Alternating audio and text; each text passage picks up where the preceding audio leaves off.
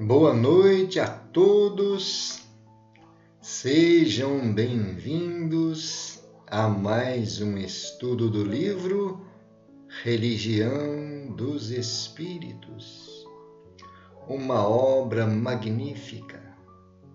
O benfeitor Emmanuel comenta algumas questões do livro dos Espíritos através da mediunidade de nosso querido Chico Xavier. E a obra foi psicografada na Comunhão Espírita Cristã da cidade de Uberaba, Minas Gerais, no ano de 1959.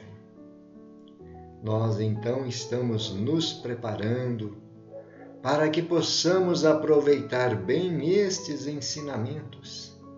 São lições, são orientações, são esclarecimentos e também um conforto espiritual muito aconchegante a todos aqueles que se aproximam dos estudos da doutrina em busca de luz, de paz e de se fortalecer em nossa caminhada terrena.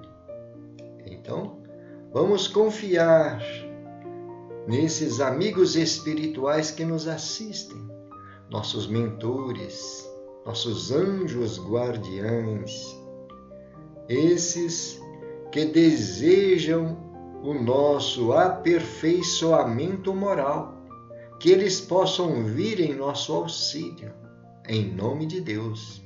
Vamos fazer uma prece, confiantes na providência divina, confiantes na presença amiga de nosso Senhor Jesus Cristo. Senhor, aqui estamos, nos preparando para mais um momento de aprendizado.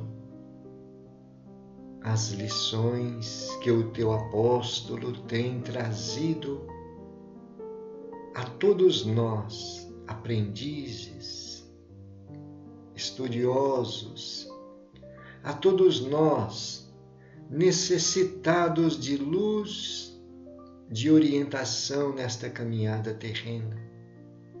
Te pedimos, Senhor, que nos ajude a compreender essas lições, a buscar o sentido verdadeiro das palavras que irão se concretizar em nosso mundo íntimo, para que possamos também sermos trabalhadores nesta seara. Divino amigo, permita que os bons espíritos possam vir em nosso auxílio e que possam suprir a nossa deficiência, nos ajudando a nos melhorar espiritualmente, moralmente. Que a tua paz, a tua luz esteja em todos os corações. Assim seja. Graças a Deus. E vamos então aos arquivos da lição 57. O título é Fenômeno Mediúnico. Foi psicografada na reunião pública do dia 28 de agosto de 1959. Comenta sobre a questão 525 do Livro dos Espíritos. O subtítulo do capítulo: Influência dos Espíritos nos acontecimentos da vida. Questão 525. Pergunta Allan Kardec: exercem os espíritos alguma influência nos acontecimentos da vida? Resposta: certamente, pois que vos aconselham. 525, letra A. Exercem essa influência por outra forma que não apenas pelos pensamentos que sugerem, isto é, têm a ação direta sobre o cumprimento das coisas? Resposta: sim, mas nunca atuam fora das leis da natureza. Comentário de Allan Kardec. Imaginamos erradamente que aos espíritos só caiba manifestar sua ação por fenômenos extraordinários. Quiséramos que nos viessem auxiliar por meio de milagres e os figuramos sempre armados de uma varinha mágica.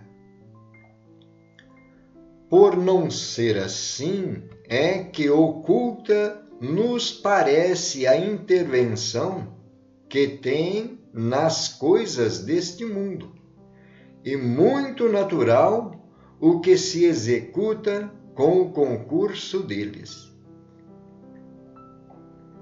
Assim é que, provocando, por exemplo, o encontro de duas pessoas que suporão encontrar-se por acaso, inspirando a alguém a ideia de passar por determinado lugar, chamando-lhe a atenção para certo ponto, se disso resulta o que tenham em vista, eles obram de tal maneira que o homem crente de que obedecem a um impulso próprio, conserva sempre o seu livre arbítrio. É muito interessante estas palavras de Allan Kardec. Estamos confirmando com a resposta dos espíritos que eles influenciam nos acontecimentos da vida.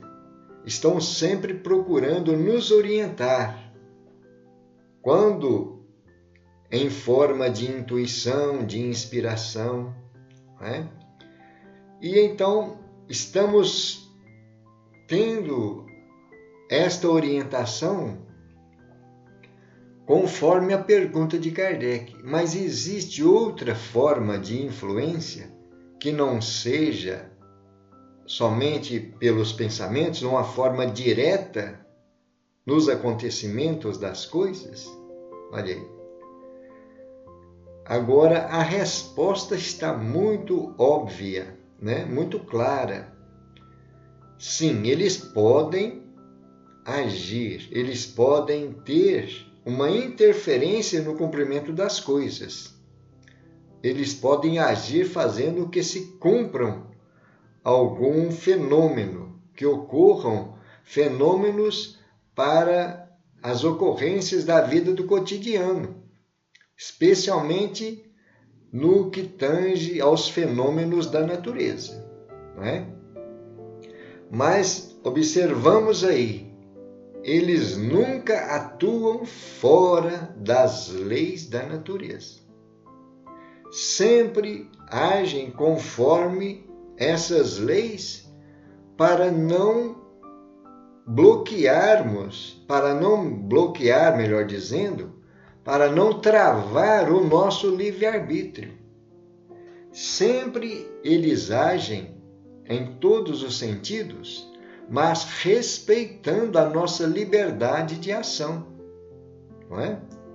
Porque nós somos responsáveis pelos acontecimentos que ocorram, pelas consequências daquilo que nós provocamos. E então eles podem até fazer uma certa influência em determinado aspecto das nossas vidas, mas sempre deixando a liberdade de escolha para nós, aqui no plano físico. Então eles têm esse respeito para com a nossa liberdade de escolha. E, agindo dentro das leis da natureza, eles nunca vão ultrapassar essa linha que vá interferir na nossa escolha. Não é assim? Mas o que Kardec está trazendo para nós também é muito interessante nós refletirmos. Nós pensamos, nós gostaríamos que eles viessem de uma forma milagrosa, né? Provocar esses fenômenos como se fosse usando uma varinha mágica, né? E então não é assim que acontece, porque eles têm esta ação, esta influência, conforme a permissão das leis divinas. É assim? Precisamos então entender que eles nos ajudam sempre, mas lembrando as palavras de Jesus lá no Evangelho: ajuda-te a ti mesmo e o céu te ajudará. Não é isso? E então, o que Allan Kardec está trazendo? Por nós não percebermos a ação que é para nós oculta, e então, muito natural, se executa com o concurso deles. Porque sempre nós vamos imaginar ou ter em mente que nós é que estamos escolhendo aquele tipo de ação, aquela forma de agir e até mesmo a nossa forma de alimentar os nossos pensamentos. porque eles podem colocar algum pensamento, tentar nos intuir de alguma forma, alguma ideia em nosso pensamento. Mas nós só vamos alimentar e sustentar aquele tipo de pensamento se nós temos aquela tendência, se nós queremos alimentar aquele pensamento, seja bom ou ruim, seja construtivo ou destrutivo. Não é assim? Seja um pensamento benéfico ou maléfico. Vai depender de nós. Eles podem até, conforme seja a ação deles em nossos pensamentos, uma ação do bem, uma ação construtiva, ou, se for para o lado negativo, uma ação perniciosa, uma ação maléfica, que vai trazer um constrangimento para nós e para o nosso próximo. Aí vai depender da nossa determinação. Não, esse pensamento aqui não é bom. Então não vai ficar fazendo morada no meu mundo íntimo. Nós temos uma frase que sempre nós gostamos de usar: está de endereço errado. Eu não vou alimentar esse tipo de pensamento, porque eu sei que não é construtivo. E então, essa determinação é que vai fazer com que eu aproveite bem a minha força mental. E quando nós somos intuídos, inspirados por alguma ideia que vai trazer consequências positivas, nós então estamos na sintonia do amor, da luz, da fraternidade. E então sabemos que aquelas ideias, aqueles pensamentos só vão trazer benefícios a nós e às pessoas com quem nós convivemos. Não é isso? E então vejamos Allan Kardec dizendo: crente que obedece ao impulso próprio, nós nem sempre percebemos, não é? Muitas vezes as ideias nos ocorrem e nós agimos alimentando aquele pensamento e agindo conforme aquele pensamento, e temos esse impulso como sendo nosso. Não é assim? Porque nós estamos usando do nosso livre-arbítrio, da nossa liberdade de escolha. Tá certo?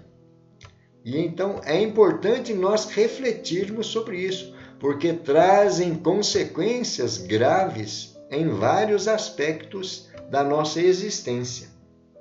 Mas vamos ver o que Emmanuel está trazendo para nós.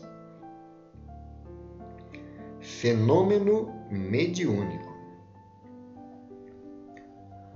O fenômeno mediúnico é de todos os tempos, e ocioso seria mostrar num estudo simples o papel que lhe cabe na gênese de todos os caminhos religiosos.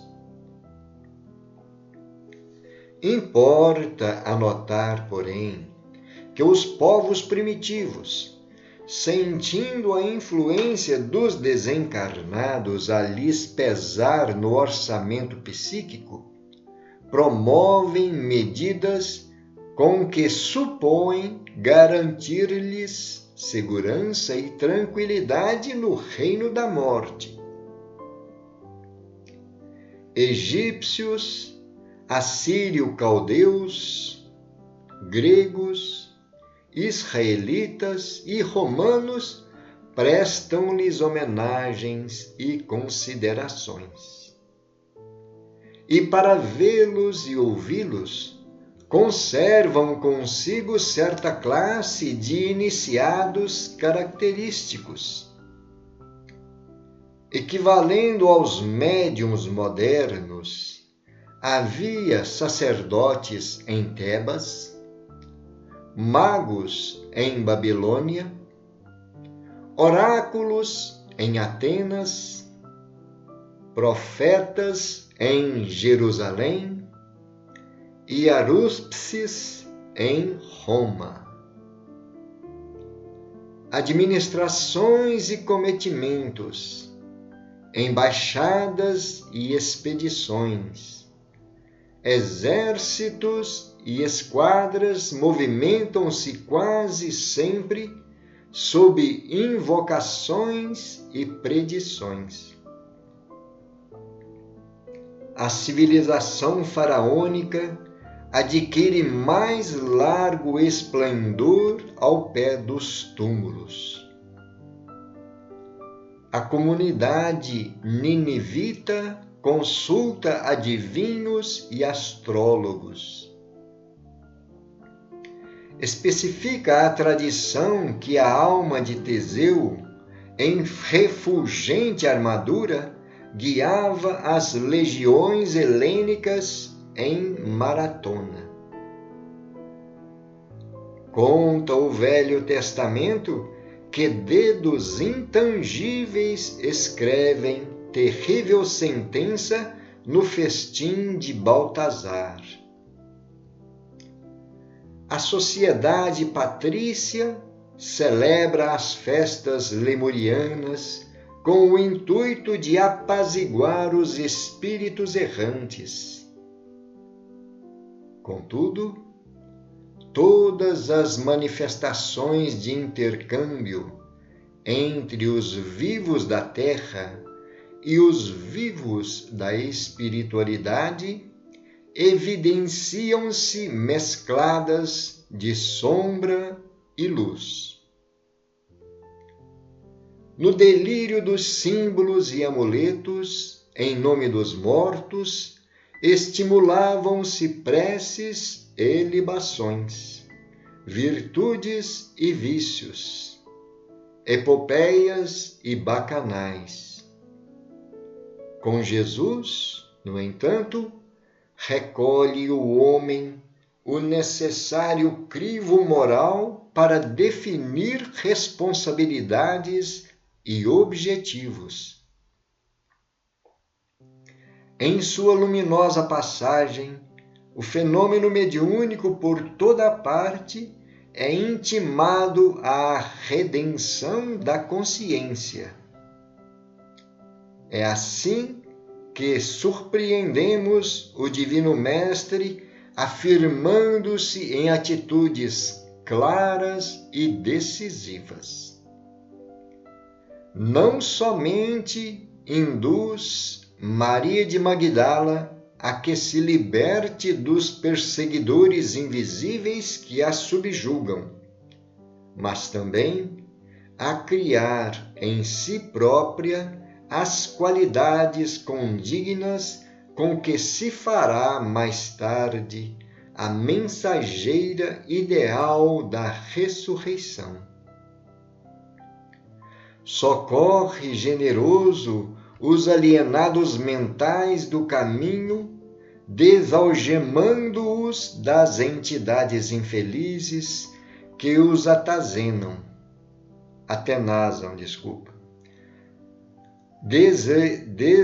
desalgemando-os das entidades infelizes que os atenazam. Contudo, entretém ele mesmo com espíritos glorificados no cimo do Tabor.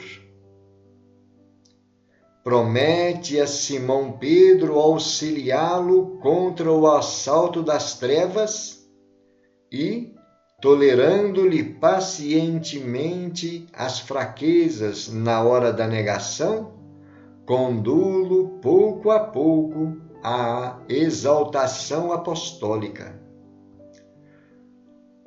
Honorificando a humildade de Estevão, que suporta sereno as fúrias que o apedrejam, aciona-lhe os mecanismos da clarividência.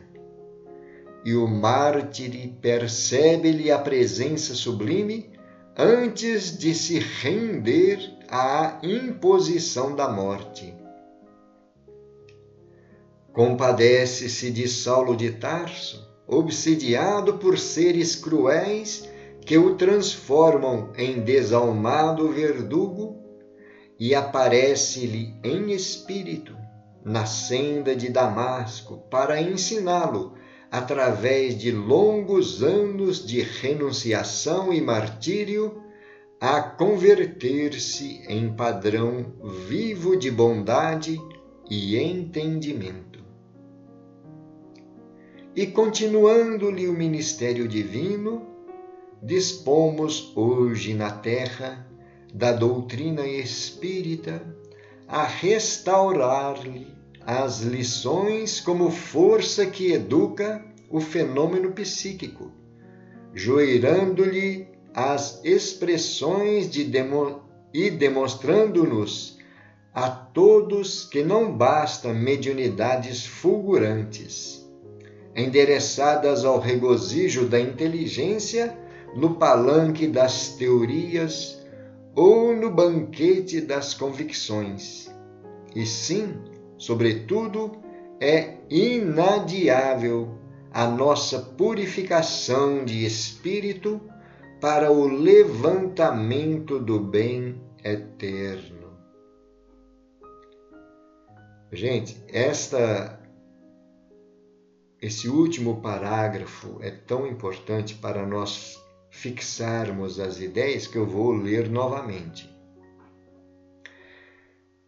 E Jesus, cultuando-lhe o ministério divino sobre a mediunidade, dispomos hoje na terra da doutrina espírita a restaurar-lhe as lições como força que educa o fenômeno psíquico, joeirando-lhe as expressões e demonstrando-nos a todos que não basta mediunidades fulgurantes, endereçadas ao regozijo da inteligência, no palanque das teorias ou no banquete das convicções. E sim, sobretudo, é inadiável a nossa purificação de espírito para o levantamento do bem eterno.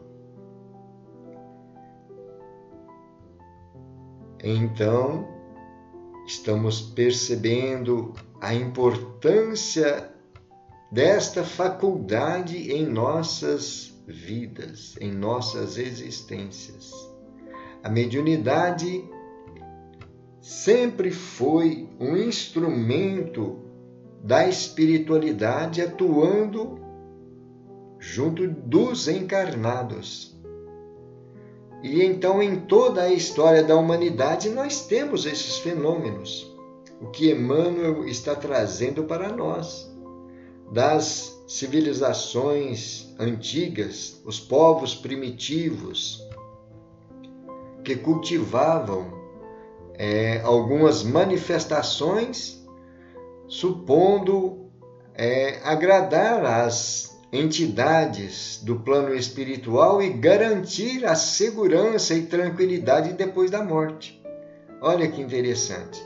E então nós percebemos neste início das manifestações religiosas junto da humanidade, a ação de Jesus já preparando o espírito humano através dessas inspirações, dessas intuições, e sempre as formas de manifestar a sua crença no mundo invisível.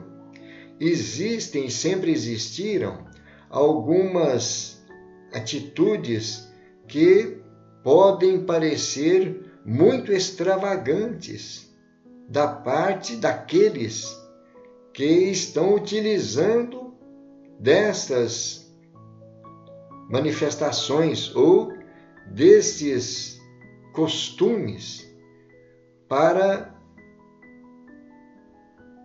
chamar a atenção dos espíritos e buscar ajuda, buscar amparo espiritual.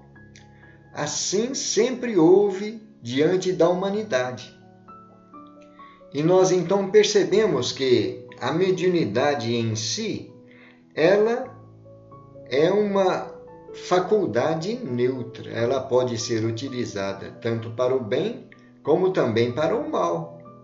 Muitas pessoas desavisadas e que não têm o conhecimento cristão dentro desses esclarecimentos do Evangelho de Jesus e que não têm uma ligação religiosa na prática do bem, às vezes utilizam das forças mediúnicas para tentar prejudicar outras pessoas.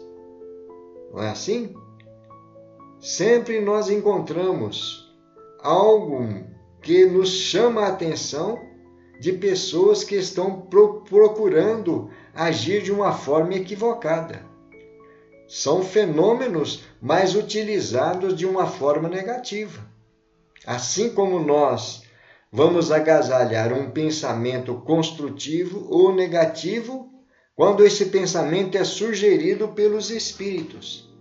E vai depender de nós, então, da nossa liberdade de ação, aceitar aqueles pensamentos ou não. E da mesma forma, os fenômenos da mediunidade, não é? E então Emmanuel diz aí, no delírio dos símbolos e amuletos, em nome dos mortos, estimulavam-se preces e libações, virtudes e vícios, epopeias e bacanais.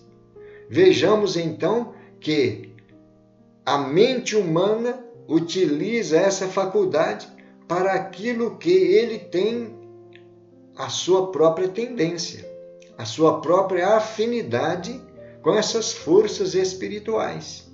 Não é isso?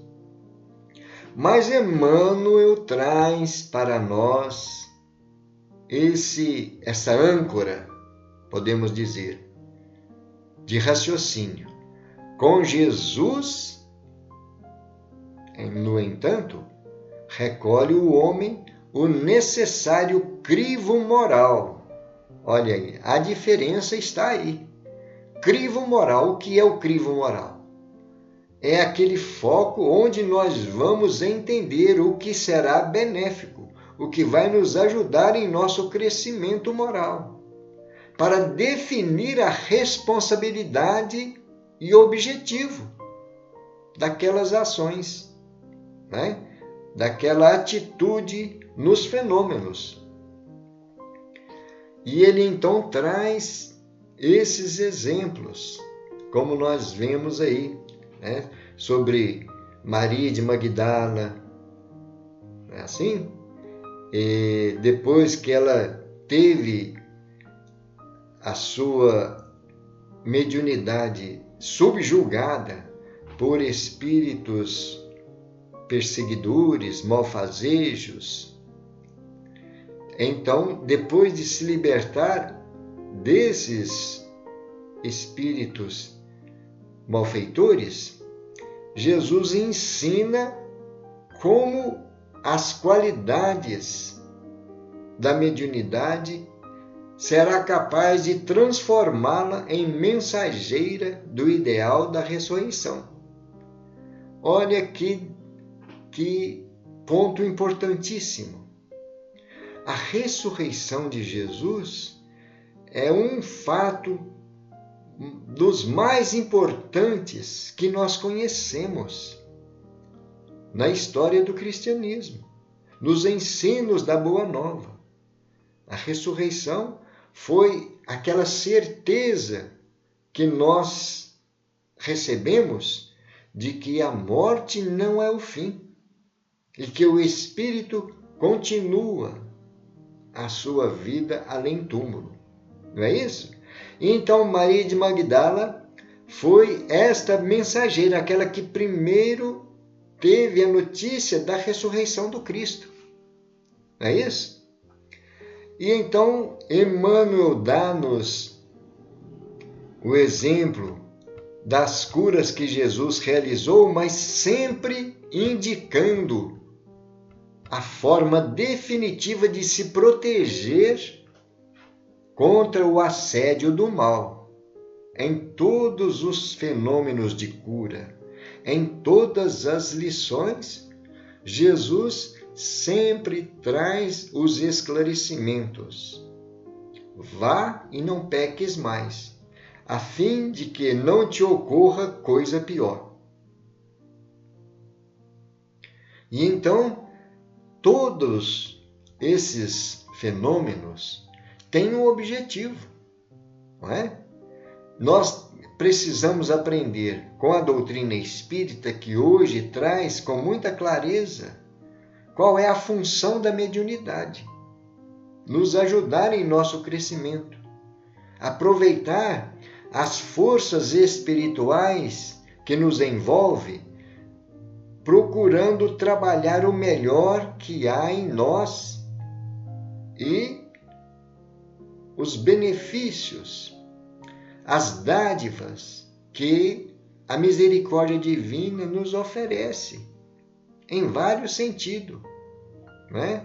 Fenômenos de cura, fenômenos de esclarecimento, fenômenos de conquista de trabalhos nobres, tudo que nos ajuda na nossa evolução espiritual, tudo que nos favorece a nossa caminhada evolutiva ao rumo da perfeição. Graças à mediunidade.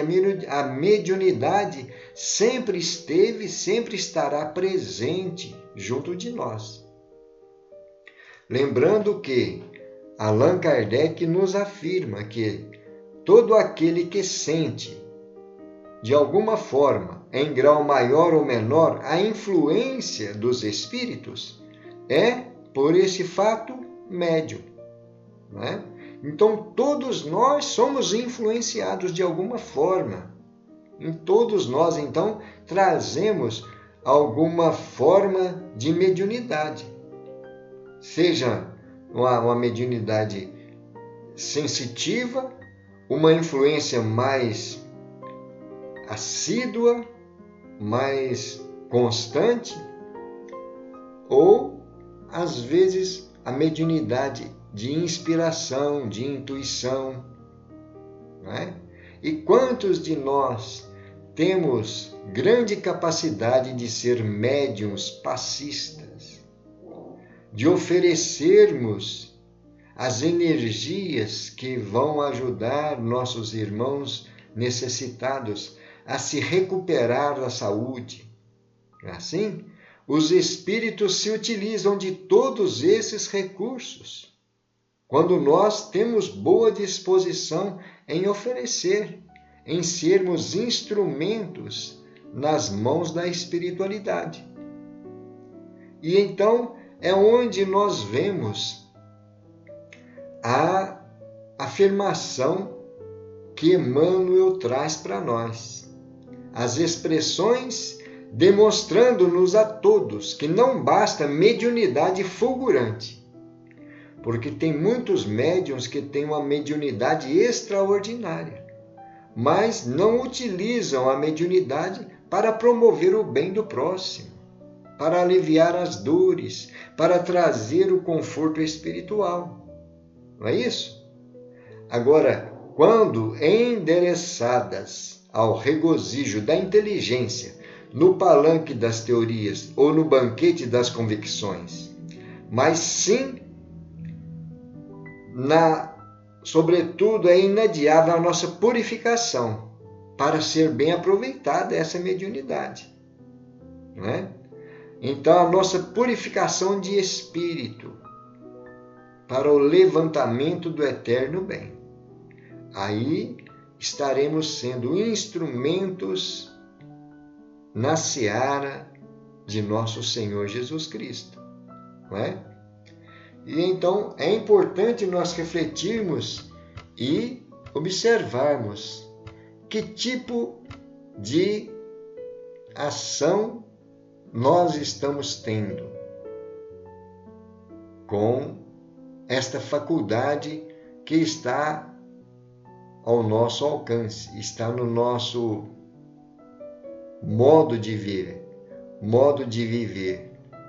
a nossa capacidade de oferecer algo aos irmãos ou ao movimento espírita, conforme aquilo que nós já despertamos da realidade espiritual que trazemos, as verdades que o Evangelho de nosso Senhor Jesus Cristo, à luz da doutrina espírita, está fazendo luz no nosso mundo íntimo.